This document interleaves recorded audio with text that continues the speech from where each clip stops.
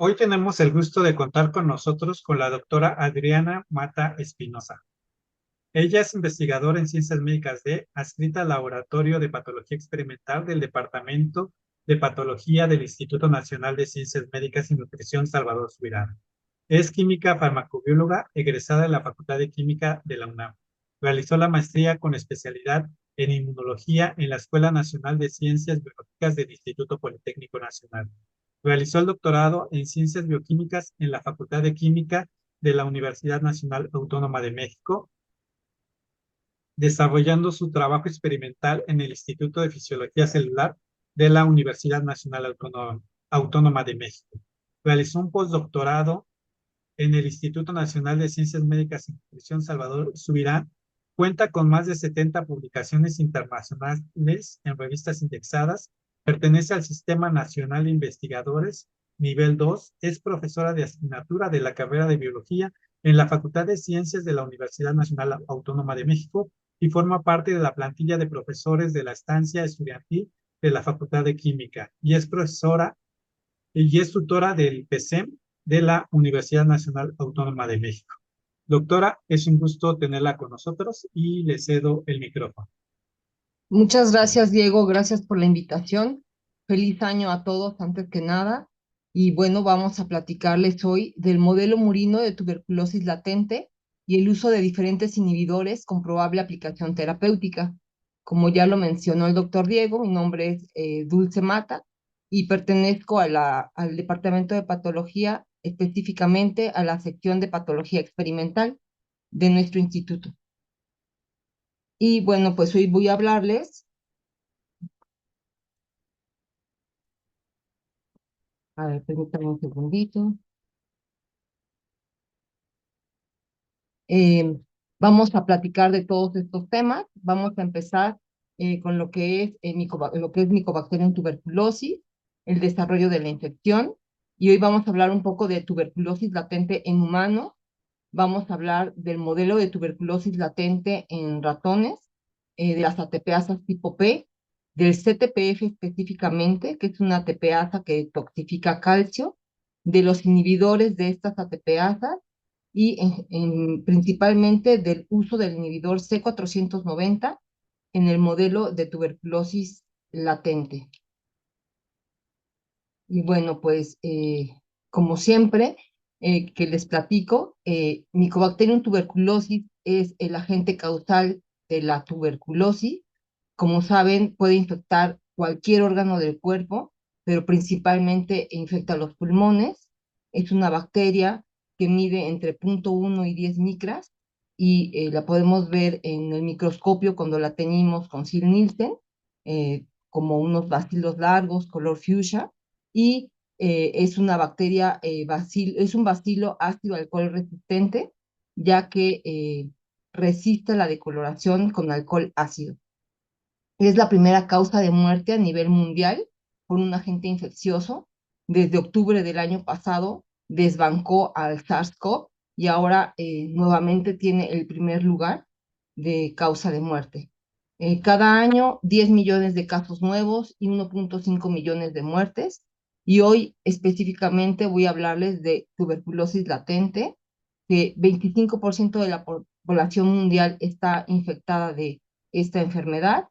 Aproximadamente somos 2.000 millones de personas las que podemos estar padeciendo tuberculosis latente. En la República Mexicana, el año pasado se reportan más de 28.000 casos. Vamos a hablar del desarrollo de la infección. Y bueno, como saben ustedes, la transmisión de esta enfermedad se va a dar por vía aerosoles. Cuando una persona infectada que ya tiene la tuberculosis activa, que tiene los signos y los síntomas, va a emitir pequeños aerosoles o flux que tiene contenida la micobacteria a una persona sana. Ese es el modo de transmisión y puede ocurrir tres escenarios. En el primer escenario, vamos a empezar aquí abajo, en el 5 al 10% de 10% de las personas que contraen la bacteria pueden desarrollar la infección. Y esto se llama tuberculosis activa y ellos van a presentar los signos y los síntomas de la enfermedad. que son 3 semanas con tos crónica, con expectoración con sangre, pérdida de peso, pérdida de apetito, sudoraciones nocturnas. Y estos pacientes tienen que tomar un tratamiento médico. Eh, ¿Qué pasa con el 90% restante? Puede ocurrir en el 75% de personas que puedan controlar la infección debido a su buena respuesta inmune, ya sea la respuesta inmune innata o bien la respuesta inmune adquirida. ¿Y qué pasa con el 25% restante? Estas personas son las que pueden tener una infección con tuberculosis latente. En este caso, no hay infección, no hay evidencia de enfermedad. O sea, sí hay infección, pero clínicamente están sanos, no hay evidencia de enfermedad y solamente el 10% de esas personas pueden reactivar la infección en algún momento de su vida y vamos a ver cuáles son los factores que van a desencadenar que se despierte esta infección y va a progresar a tuberculosis activa. Em, no les comenté, en tuberculosis latente la formación de los granulomas es importante porque se sabe que estos son característicos de la tuberculosis, son estructuras de bordes bien definidos, normalmente esféricos, aunque pueden tener otra forma, y normalmente adentro del granuloma se encuentran las micobacterias y está rodeado por macrófagos de diversas etapas de activación, por neutrófilos, células dendríticas y tienen una capa de linfocitos T, CD4 y CD8. La función de estos granulomas es contener y prevenir la diseminación de la infección, proporcionando un microambiente en el que los macrófagos pueden controlar o eliminar el crecimiento micobacteriano. Em, Siempre se había sabido que dentro del granuloma se contenían las micobacterias, pero vamos a ver más adelante que en tuberculosis latente no siempre están en granuloma.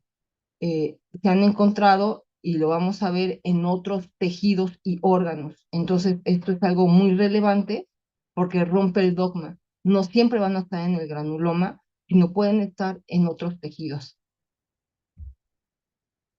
De los factores de riesgo que despiertan la tuberculosis latente pueden ser en los trabajadores de la construcción, debido al contacto que tienen con el polvo, con las piedras, es lo que llamamos silicosis, y estas personas tienen más susceptibilidad a desarrollar la tuberculosis, a despertar la TB latente.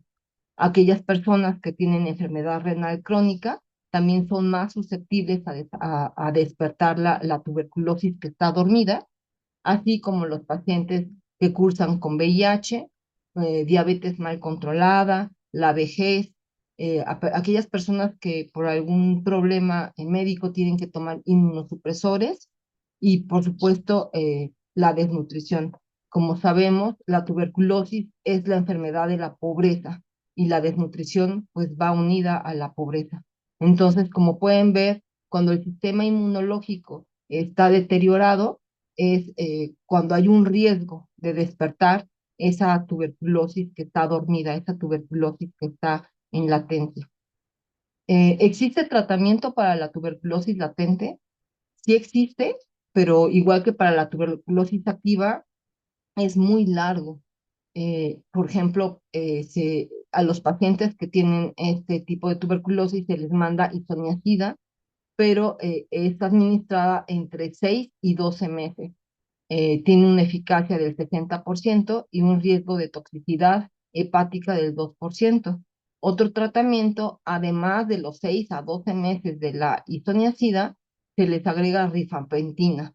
Esta se da en una única dosis semanal por 12 semanas y tiene una eficiencia del 81%. Pero ¿cuáles son los efectos adversos de estos tratamientos? Pues son náuseas, vómitos, dolor abdominal, ictericia, pérdida de apetito, mareos, desmayos, dificultad para respirar y fiebre. Entonces, primero hay que ver cómo vamos a diagnosticar la TB latente. Y esto se sigue haciendo en hospitales grandes, así como en el INER, por ejemplo. Se realiza la prueba de la tuberculina, que consiste en inyectar vía intradérmica 100 microlitros del derivado proteico purificado o PPD. A las 48 a las 72 horas se lee el diámetro y se ve la induración, así como lo vemos en la fotografía. Y esto nos va a indicar infección. Pero esta prueba pues no es del todo confiable debido a que las personas que hemos sido vacunadas o aquellas personas que tenemos contacto con micobacterias no tuberculosas, podemos dar positivos a la prueba. Otro ensayo que se utiliza es el ensayo de liberación de interferón gamma, o mejor conocidos por sus siglas como IGRA. Este método lo que hace es medir la producción de interferón gamma. Se recuperan linfocitos del paciente, se estimulan con antígenos como el ESAT-6, CPF-10, TB7.7, y entonces se produce interferón gamma. Pero estas pruebas lo que nos van a indicar nada más es la inmunidad celular del paciente, o sea, que también está respondiendo a estos antígenos que son de MBOVI, que no están en la cepa vacunal M-Bovis, es decir, estos antígenos están en las cepas virulentas. Entonces, si están induciendo interferón gamma, significa que tuvo un contacto con la micobacteria. Y son los únicos métodos diagnósticos que se tiene para TB latente. ¿Quién está en riesgo de infectarse con TB latente? Pues el personal de salud que convive con pacientes con TB activa, por eso la protección del cubrebocas N95 está muy recomendado. En casas de retiro donde hay ancianos con tos crónica que conviven con otras personas que están sanas, igual el uso de cubrebocas es altamente recomendable. Familiares que tienen en casa paciente con TB activa, pues también es importante estarse cuidando, pero bueno, estas personas que son las que están en riesgo de poder infectarse con TB latente. Y bueno, pues el personal que trabaja en centros de rehabilitación social, donde viven los presos hacinados y en desnutrición. En mi laboratorio, que es un laboratorio experimental, el jefe de mi sección es el doctor Hernández Pando, y desde hace 30 años, desde el 96, ya casi 30 años, inició con el modelo de tuberculosis pulmonar progresiva, que otras veces les he platicado y que les voy a platicar rápidamente, pero lo que yo quiero que ustedes se queden grabado, o bueno, que tengan al tanto, es que en el modelo que nosotros manejamos, lo que se intenta hacer es reproducir la enfermedad humana. Por supuesto no es la misma, pero nos ha permitido durante estos años poder estudiarla. Entonces, en la fase progresiva, después de que infectamos a los ratones machos de 8 semanas con 250.000 bacterias vivas y virulentas por vía intratraqueal, encontramos dos fases. La primera fase, la fase aguda, que va del día 1 al día 21. Aquí es cuando hay una formación de granulomas y hay un control de la infección gracias a todas las citocinas proinflamatorias que se presentan en la respuesta inmune, tanto innata, beta-defensina, catelicidina, como en la respuesta inmune adaptativa. Esto es lo que les decía del escenario que existen los humanos que pueden controlar la infección y no se enferman. Pero ¿qué pasa con nuestro modelo? Después del día 28 y hasta el día 120, entonces empieza la infección crónica o progresiva. Entonces, en esta etapa después del día 28, empieza a incrementar la carga bacteriana, la sobrevida se viene abajo y las citocinas predominantemente son de linfocitos de tipo TH2 que producen citocinas antiinflamatorias que en vez de que ayuden a controlar la infección, la deterioran, porque desactivan a los macrófagos, que son las células capaces de poder eliminar a la micobacteria. Entonces, en esa fase crónica, nosotros lo simulamos en el humano cuando ya está totalmente enfermo, cuando ya está con la expectoración con sangre, cuando ya tiene fiebre, cuando ya llega el paciente al consultorio porque se siente muy mal. Ahí entonces en este modelo, en la fase progresiva, es cuando nuestros ratoncitos también ya están enfermos. Entonces, además de este modelo murino de TV progresiva, hace aproximadamente 10 años iniciamos con otro modelo de tuberculosis en latencia. Y más adelante les voy a platicar más de él, pero en general les puedo decir que también son ratones machos de 6 a 8 semanas en los que se infectan con 10 bacterias. Tenemos que esperar aproximadamente 7 meses para que esos ratones ya estén en tuberculosis latente y lo que hacemos para reactivar, así como en los humanos se reactiva con la baja de las defensas, en la diabetes o al tomar inmunodepresores o con el VIH, nosotros lo que hacemos es darle en el agua de bebida a los ratoncitos corticosterona. Se les da 3 miligramos por mililitro durante un mes. Ellos toman en el agua de bebida y se reactiva la tuberculosis.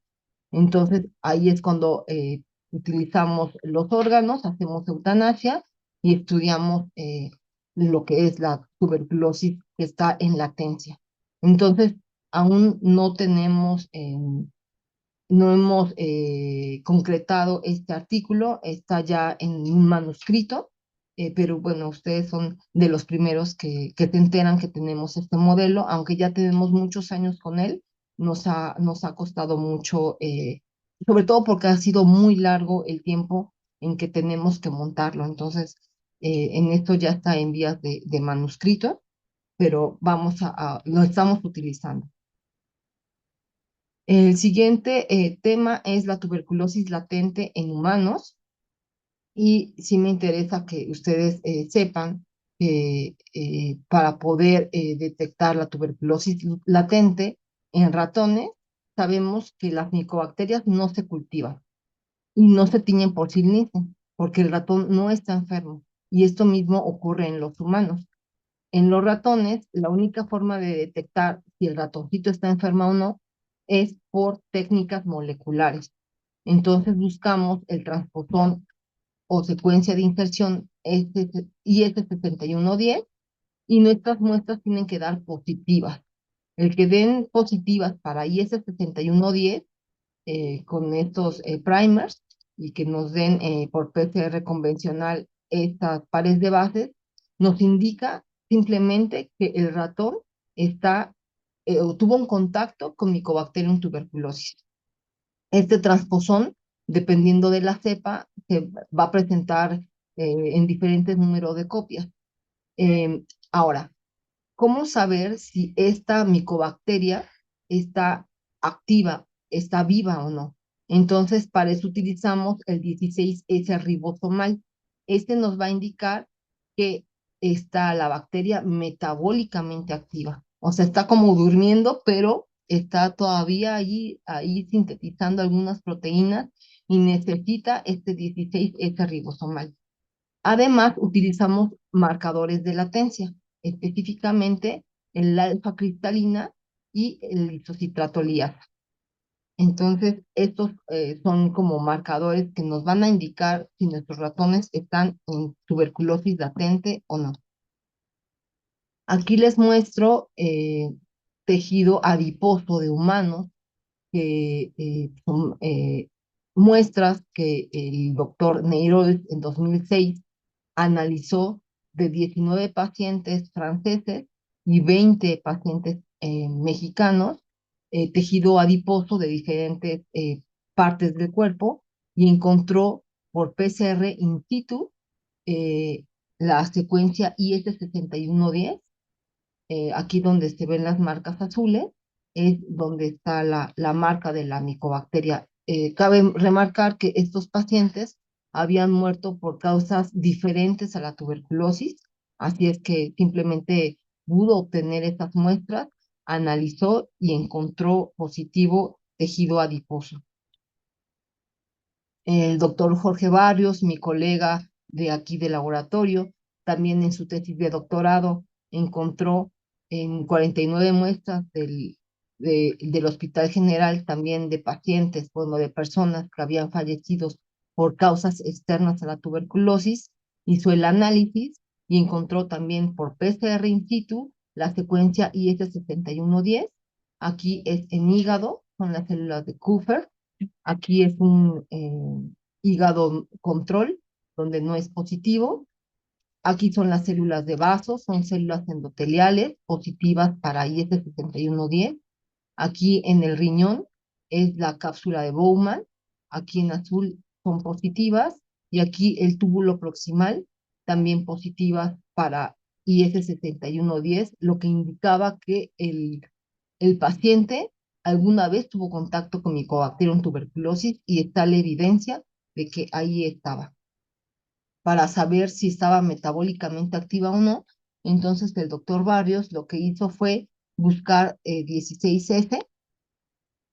No, no encuentro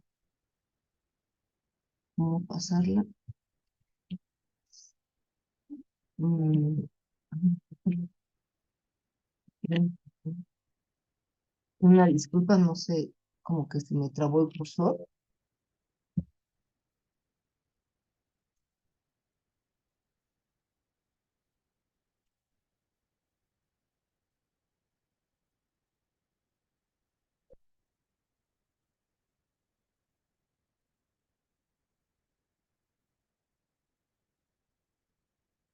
Una disculpa, aquí el doctor Barrios siguió buscando si esas muestras eran metabólicamente activas o no, buscando el marcador 16S y encontró que en riñón y pulmón, algunos riñones y pulmones sí eran positivos para este 16S ribosomal, así es que esta bacteria estaba en latencia, bueno, más bien estaba viva. Ahora, para saber si estaba en latencia o no, lo que hizo fue buscar estos dos marcadores, alfa cristalina, ACR o isocitrato liasa. Y ya ven aquí todas las muestras que encontró positivas para los marcadores de latencia. Bueno, ahora vamos a ver el modelo, o sea, en ratones de tuberculosis latente, que ya les había hablado un poquito hace ratito. Y bueno, pues para platicarles que nosotros no somos los primeros que hemos intentado hacer este modelo, ya desde años atrás han intentado, pero con dosis muy altas, 500,000 a 2 millones, por vía intravenosa, que no es una vía por la que entra la micobacteria de manera natural. Entonces, sí se han intentado, pero han intentado con muchos millones, ¿no? Y la tuberculosis latente, pues no, o sea, simplemente entran poquitos y lo más importante es que las UFC sean negativas y que sea una reactivación, bueno, tiene que ser debida a una inmunosupresión. Este modelo que está aquí es lo que nosotros intentamos y la verdad que esto no fue fácil. La maestra en ciencias, Blanca Tovar, ella fue mi alumna de licenciatura y con ella empezamos a trabajar este modelo, pero no, como les comento, no fue fácil, fueron varios años. Intentamos con 10, 100, 250 y 500 bacterias intentando probar, hacer el modelo y bueno, finalmente logramos que con 10 bacterias pudiéramos encontrar hasta después de 7 meses una infección latente. Em, entonces, como les decía, infectamos a los ratones vía intratraqueal con 10 micobacterias vivas y virulentas y a los 7 meses ya tenemos una carga bacteriana que no podemos evidenciar, es decir, nuestro cultivo está negativo, la DTH es positiva, esta DTH es lo mismo que hacemos en el PPD, en los humanos, en la hidulación, pero aquí lo hacemos en el cojinete plantar del ratoncito. Entonces, administra PPD y a las 48 horas se mide el grosor del cojinete plantar. Y ahorita vamos a ver una gráfica cómo va aumentando en estos ratones que sí están en latencia. Y por supuesto, la IE6110 positiva que nos está indicando que los ratones sí se infectaron, que no eliminaron esas 10 UFC. Y después lo que hace, bueno, para hacer este modelo, se hace la eutanasia. Ya se sabe también que la micobacteria toma vía sanguínea y también infecta riñón, vaso e hígado, cerebro también, y se encuentran muy pocas bacterias, pero están en latencia, y buscamos los genes de latencia, que son principalmente isocitrato-liasa, alfa cristalina, el 2R y 2T.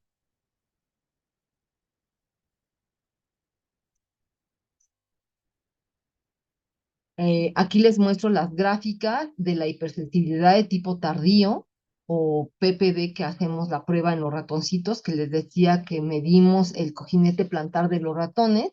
En puntos azules se puede observar a través de toda el tiempo que hay que esperar para que los ratones estén en latencia, cómo va incrementando las micras, el grosor del cojinete plantar, y esto pues es una respuesta inmune celular a los antígenos de la misma. En cambio, aquellos ratones que no se infectaron con las 10 bacterias, pues en general no aumenta la DTH, las micras, ahí se mantiene.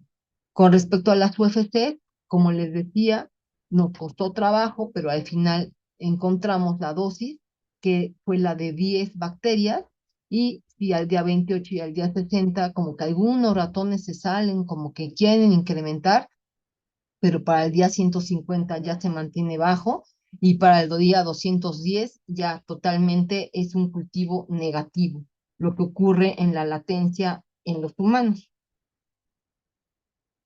Y bueno, también Blanca buscó la expresión de los genes del metabolismo latente por tiempo real cuantitativo, tanto en tejido pulmonar como en vaso, en riñón y en hígado.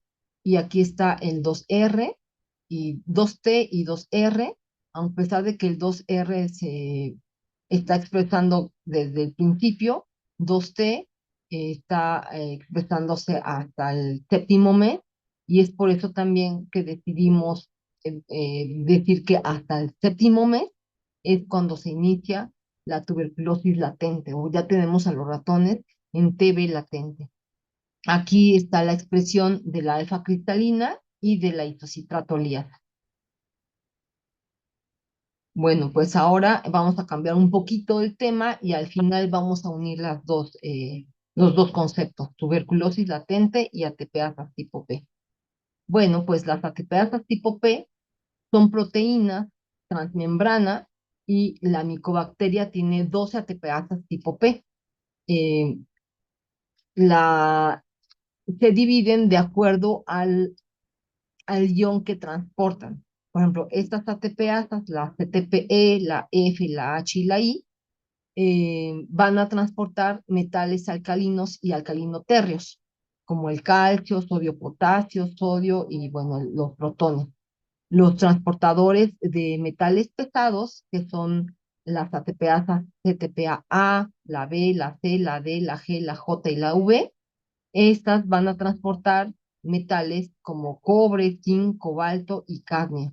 Y existe otra TPasa más, que es la de subunidad beta. Entonces, la micobacteria tiene al menos 12 ATPasas de calcio, perdón, 12 ATPasas tipo P. Y son de tipo P porque utilizan el ATP como fuente de energía, que pasan a ADP, y eso les ayuda a transportar el catión o lo que tengan que transportar.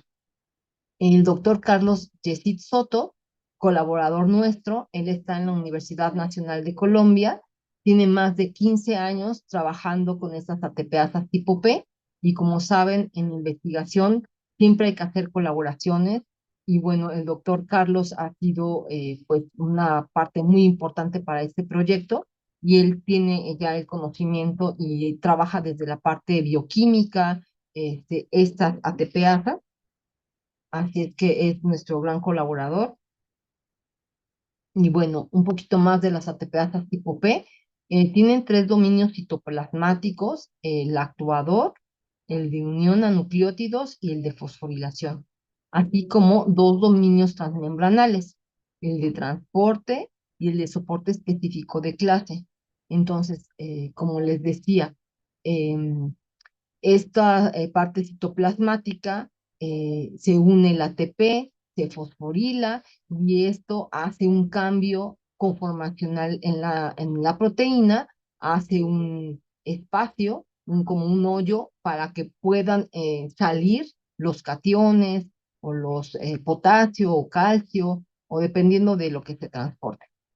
Y esto pues es muy utilizado por la micobacteria, porque acuérdense que el macrófago lo que hace es fagocitar, y lo que él quiere es destruir. Entonces lo llena de potasio, lo llena de calcio, y esta forma de la micobacteria es liberarse de todos estos iones para no intoxicarse de ellos.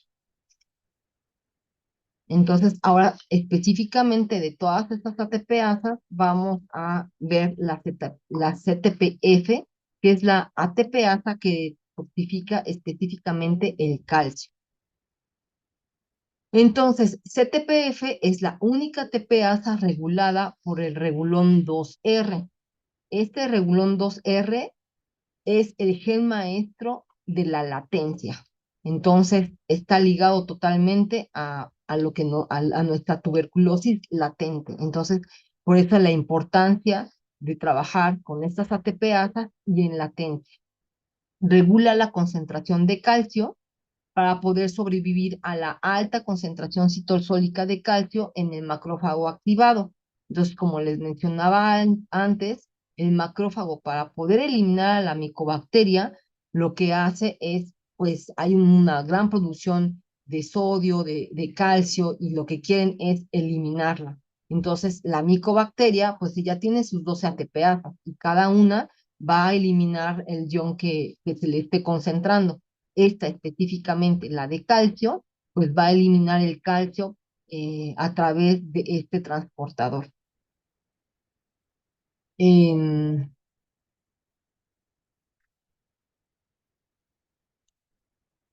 CTPF se va a sobreexpresar de 11 a 18 veces más en tuberculosis latente que en tuberculosis progresiva. Ya hace rato les platicaba que la progresiva es cuando el paciente está infectado y en latencia es cuando se infecta con una muy poquita cantidad de bacterias, y esto lo tenemos en nuestro modelo. La doctora Milena Maya, ella vino a México a hacer una estancia, parte de su estancia doctoral, y ella encontró que CTPF está incrementado en estas cantidades, se expresa mucho más. Entonces, pues va a ser más fácil poder eliminarlo si utilizamos un inhibidor de las ATPasas de calcio. Aquí esta imagen se las puse porque aparte de utilizar la bacteria H37RB, que es la cepa tipo de laboratorio con la que afectamos 10 bacterias normalmente, también tenemos una cepa que se llama 1556. Y esta cepa está especializada en producir latencia porque no reactiva con cortisona en el agua de bebida. Esta cepa, ¿de dónde la obtuvimos? Bueno, el doctor Hernández recibió esta cepa de Holanda. Es una cepa que se obtuvo de un paciente holandés que reactivó tuberculosis después de la guerra. Entonces, esta cepa le encanta estar en latencia. Proviene de un paciente que estuvo en latencia y que reactivó la tuberculosis. Pero en nuestro modelo hemos visto que esta cepa de verdad, se meten 250,000 bacterias y es muy atenuada. Los ratones llevan a una sobrevida muy larga. Hay UFC, pero en general son bajas. Pero cuando se infecta con 10 bacterias, esta bacteria no se reactiva. Le hemos puesto el agua con cortisona y de verdad, esta bacteria le encanta estar en latencia. Bueno, entonces ahora sí, uniendo lo que es CTPF con el modelo de tuberculosis latente, sabemos que CTPF ayuda a detoxificar de calcio. Es decir, aquí está CTPF y está sacando el calcio cuando el macrófago está intentando matar a la micobacteria. ¿Qué va a pasar si bloqueamos estos canales, estos canales que sacan calcio? pues bueno, lo que esperamos es que la bacteria se intoxique y por lo tanto muera. Esto es lo que estamos esperando, esta es nuestra hipótesis. Y bueno, nada más comentarles que la tepeasa de calcio se sobreexpresa en hipoxia y la hipoxia se presenta en la latencia. Además, hay óxido nítrico y monóxido de carbono y estos agentes van a inducir a 2R, que como les decía, este gen es el gen maestro de la latencia y por lo tanto se va a expresar más CTPF. Ahora vamos a ver los inhibidores de las ATPasas de calcio. Y bueno, les decía que el grupo de Colombia ha hecho toda esta parte y ellos lo que hicieron fue identificar por estudios de acoplamiento molecular o docking los compuestos con mayor afinidad para el sitio de unión de CTPF de Mycobacterium tuberculosis. Y ellos encontraron que en el sitio de unión de esta ATPasa queda muy bien el ácido ciclopiazónico. Entonces buscaron inhibidores que se parecieran a esta estructura química y de 22 millones de compuestos hicieron un cribado virtual basado en un farmacóforo biblioteca de zinc y obtuvieron 362 compuestos. Hicieron un cribado virtual por acoplamiento molecular y modos de unión y de ahí obtuvieron 127 compuestos y de ahí obtuvieron 6 compuestos. Todo esto lo hizo la doctora Paola Santos y ella también vino a México con sus 6 compuestos y los probó en la bacteria H37RB, aquí en nuestro BCL3, y ella encontró que de los compuestos que probó, dos, el 8257 y el 1509, estos que tienen el asterisco, tienen una MIC en H37RB de 50 microgramos por mililitro y tienen una baja toxicidad, solamente el 19%, 19.8 de citotoxicidad en macrófagos murinos MHE. Rocío Hernández, alumna de la Facultad de Ciencias, en su tesis de licenciatura encontró en H37, utilizando estos dos compuestos, que hay una disminución en la carga bacteriana cuando se hace un ensayo con células. Este ensayo, que se llama bacteriólisis o también conocido como killing, consiste en infectar a los macrófagos y tratarlos, en este caso, con los inhibidores de las ATPasas de calcio y como ven hay una reducción de manera significativa con respecto al control de ambos compuestos al día 1 y al día 3. Eh, la inconveniencia de esto es que la MIC es muy alta, como se recordarán es de 50 microgramos por mililitro. Esa es la única inconveniencia, pero eh, en un modelo in vitro está funcionando. Sí está reduciendo la carga bacteriana y eso es un punto a favor. También lo que hizo Rocío fue evaluar en otras cepas eh, la capacidad del compuesto del inhibidor de la TPasa de calcio 1509 y ver qué MIC tenía.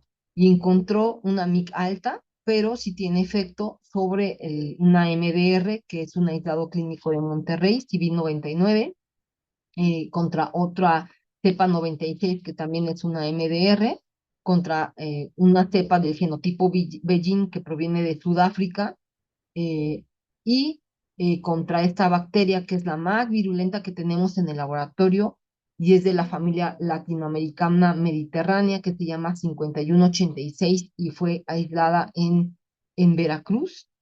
Estas tienen una MIC de 100, o sea, sí actúa sobre ella, pero es elevada la MIC. Sobre estas dos micobacterias atípicas no tuvo efecto, desgraciadamente no tuvo efecto sobre ella. Y bueno, ya por último voy a platicarles de otro inhibidor de las ATPasas de calcio que se llama C490. Este inhibidor lo mandó la doctora Paola Santos, lo utilizó uno de sus alumnos y encontraron una MIC de 50 en RA. Nos los mandó y aquí lo probamos en la 1556, en la bacteria que le gusta estar en latencia, tiene una MIC de 25 y en RB tiene una MIC de 100. Entonces, pues estos son buenas noticias, es una MIC baja y tiene un buen efecto sobre esta 1556 que le encanta estar en latencia. Eh, con respecto a su toxicidad, es poco tóxica. De hecho, en 25 microgramos por mililitro, que es la MIC, tenemos como un 85% de viabilidad. Y entonces hicimos las UFCs y vimos que hay reducción en la carga bacteriana. Entonces, estas para nosotros fueron buenas noticias. Y entonces lo que quisimos hacer fue ahora probar en ratones. Y lo que hicimos, de hecho, es una perspectiva porque todavía no concluimos el trabajo, está en proceso, pero ya tenemos hasta acá. Y lo que hicimos fue administrar por vía intratraqueal nuestras bacterias H37 o 1556. Esperamos 7 meses y después de estos 7 meses, ya que los ratoncitos estaban en latencia, a un grupo de ratones, que fueron nuestros ratones control, no les administramos el inhibidor y a otro grupo de ratones, de hecho diferentes grupos de ratones, se les administró el inhibidor C490 por tres veces a la semana. Entonces, después de 30 días de administración, se hizo la eutanasia y se obtuvieron los pulmones y los cerebros. Y ya nada más estamos por hacer la extracción de RNA y buscar 16S para ver si la bacteria es metabólicamente activa y isocitrato-liasa y alfa-cristalina, que son nuestros marcadores de latencia. ¿Qué esperamos? Pues esperamos que en los ratones control sí haya bacterias vivas y que estuvieran en latencia o que las despertamos de la latencia. En cambio, en aquellos ratones que recibieron el inhibidor, esperamos que las micobacterias hayan muerto y por lo tanto esperamos que no haya micobacterias, es decir, que 16S nos dé negativo y también los marcadores de latencia nos dé negativo. Pero esto está en la perspectiva, todavía está por hacer, pero ya tenemos la mayoría del experimento hecho. Y pues bueno, quiero agradecerles por su atención y si tienen alguna pregunta, con mucho gusto la contestaré. Muchas gracias, doctora. Les recuerdo que pueden hacer sus preguntas en el chat. Muy interesante plática. Yo que no conozco mucho de tuberculosis, pero se me hizo muy interesante. De hecho, yo tengo algunas preguntas. Sí, con mucho gusto, Diego. Bueno, la primera, ¿qué tanta homología con la enfermedad humana tiene el modelo murino? ¿Es muy parecida? ¿Tiene algunas diferencias?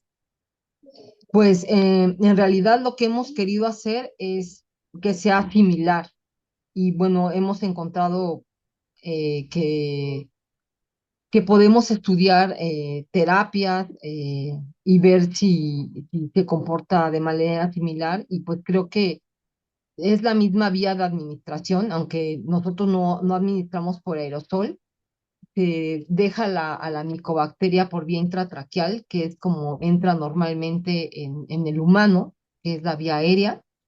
Y bueno, hemos encontrado también que en fase progresiva nuestros ratones producen neumonía, igual que en los humanos. Durante la primera fase, que es la fase aguda, hay formación de granulomas, que como les mencionaba, ahí se contienen las micobacterias y también en los humanos hay formación de granulomas. Eh, lo que sí, por ejemplo, no es igual es que los ratones no tosen y los humanos sí. Entonces, por ejemplo, ahí pues hay una diferencia, ¿no? Pero, por ejemplo, eso es con respecto al modelo de progresiva. Con respecto al modelo de latencia, la verdad es que, pues sí es bien complicado estudiar pacientes que tengan tuberculosis latente, porque yo podría tener tuberculosis latente y ¿cómo voy a saber qué tengo si yo me siento bien? no tengo nada, ¿no? Entonces, más bien es difícil tener un grupo de pacientes con TB latente. Normalmente son los que llegan cuando tuvieron contacto o cuando sus familiares sí tienen tuberculosis activa y entonces tienen los contactos y es cuando, por ejemplo, en el INER les invitan a participar en protocolos, ¿no? Cuando tuvieron contacto con un paciente que en la familia tiene TB activa, pero en realidad en los humanos hacer eh, así un desarrollo, un estudio con pacientes con tuberculosis latente es muy difícil.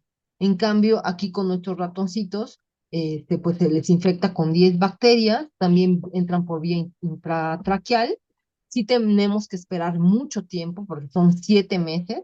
De hecho, son experimentos muy largos que tenemos que hacerlos pues nosotros, los adscritos de aquí, porque pues para hacer una tesis de maestría, un doctorado, no podemos poner experimentos tan largos a los alumnos porque pues casi que ya se tienen que graduar, ¿no? Entonces, esto mucho lo hemos hecho entre el doctor Jorge Barrios y yo, porque pues estamos adscritos, pero son experimentos muy largos y afortunadamente hemos encontrado muchos parecidos a lo que ocurre en la infección humana, sobre todo porque estos dos marcadores, alfa cristalina e isocitrato liasa, sí se encuentran positivos, igual que ocurre en el humano. Entonces, bueno, creo que sí tiene una gran parecido a la enfermedad humana y pues al final eso es lo que queremos porque pues como tú sabes, nosotros estamos siempre buscando alternativas terapéuticas para poder acortar el tiempo de tratamiento. O sea, en tuberculosis, afortunadamente hay fármacos, pero son de muy larga duración y aparte son muy tóxicos. Entonces, un objetivo de nuestro laboratorio siempre ha sido acortar esos tiempos de tratamiento. Entonces, en los modelos nos han permitido estudiar estas alternativas terapéuticas y afortunadamente, pues sí hemos logrado algunos muy buenos resultados. No sé si contesté tu pregunta, Diego. Sí, sí, gracias. Aquí tenemos otra pregunta. ¿Los granulomas cómo se identifican en seres humanos? Pues Principalmente tengo creo que son entendido radiografías, que es ¿no? con rayos X. Tengo Ajá. entendido que son con los rayos X y se pueden observar en la radiografía. Yo creo que sí, no sé si hay un médico por aquí, pero estoy casi segura que se pueden observar los granulomas y también se pueden observar como cuando ya se están abriendo. Tienen que ser como granulomas grandes. Por supuesto, o sea, ya hasta que está, nosotros hemos hecho los estudios, pero ya con fragmentos o de pulmón cuando se tienen que procesar y cuando se hace el corte histológico, ¿no? Pero sí tengo entendido de un ser humano rayos X, a través de rayos X, no sé si exista otra metodología más moderna que pueda verlo, pero sí son con rayos X. Bueno, habías mencionado un poco de que, bueno, del tiempo que se tarda en hacer el modelo y que estás agregarle, creo que eran 10 UFCs. Sí, 10 Este, bacterias. ¿Por qué una cantidad muy poca y por qué no una cantidad más grande, supongamos 30 o 40, para que sea un poco más rápido el desarrollo de la enfermedad? Sí, esto fue justamente lo que vimos en la tesis de licenciatura de Blanca Estela. Ay, de hecho, olvidé darle las gracias a tanto a toda la gente de México, a Blanca, a Rocío, al doctor Jorge Barrios, al doctor Hernández Pando, jefe de la sección, y de Colombia, a la doctora Paola, a Mile, a Henry, al doctor Carlos, perdón, se me olvidó. Pero sí, regresando a tu pregunta, con Blanca lo que hicimos en la tesis de licenciatura fue eso, meter 10, 100, 250 y 500. Lo que vimos, por ejemplo, con 100 bacterias, era que se mantenía la carga bacteriana. Es decir, con 10 encontramos que a los 7 meses ya no había carga bacteriana. De hecho, desde los 5 meses, si recuerdan la gráfica de UFC, desde los 5 meses ya no había carga bacteriana, el cultivo era negativo. En cambio, con 100, con 200 50 y con 500 teníamos carga bacteriana. Entonces, una característica de la latencia es que no haya UFC, no se pueda cultivar. Entonces, pues con 10 fue que la encontramos. Probablemente pudo haber, pueden ser, de hecho, yo te digo 10, pero cuando hacemos el experimento, hay veces en que se van 15 o a veces se van 8 y aún así pues Ujú. hacemos el modelo, o sea, no son exactamente 10, realmente es un rango, a lo mejor entre 5 Ajá. y 15, 5 y 20 te pueden ir. Lo importante es que se vayan pues parejitas, ¿no? Sobre todo si se van a comparar las cepas. Ok, muchas gracias. Y a mí siempre me ha quedado la duda, bueno, una mujer que tiene ya sea latencia de TB y está embarazada, ya ves que en el embarazo hay disminución del sistema inmune, bueno, no hay una respuesta porque hay, ¿cómo se llama? Bueno, sí hay un poco de inhibición de la respuesta inmune.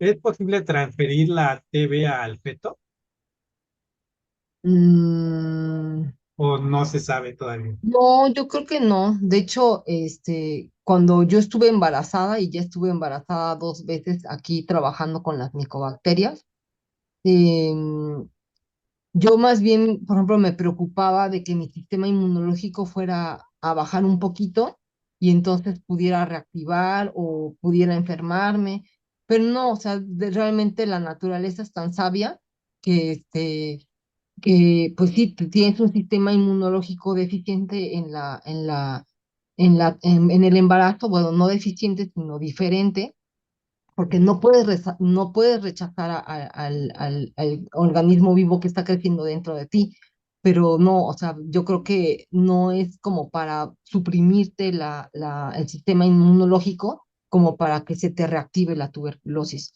O sea, realmente sí necesitas estar en desnutrición o, bueno, de los factores que pusimos como para despertar el sistema, para despertar la tuberculosis, sí tienen que ser como más fuertes, o sea, realmente estar en desnutrición o estar tomando inmunodepresores constantemente, o por ejemplo la diabetes que tienes que tener mal controlada.